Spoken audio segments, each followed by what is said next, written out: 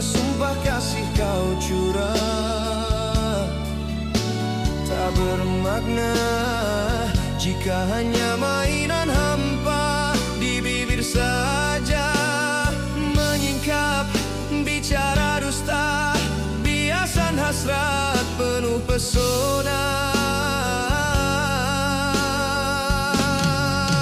Cerminlah hasratmu teman, putarkan gambar amalan, hentikan semua niat persoalan yang kau taburkan sebagai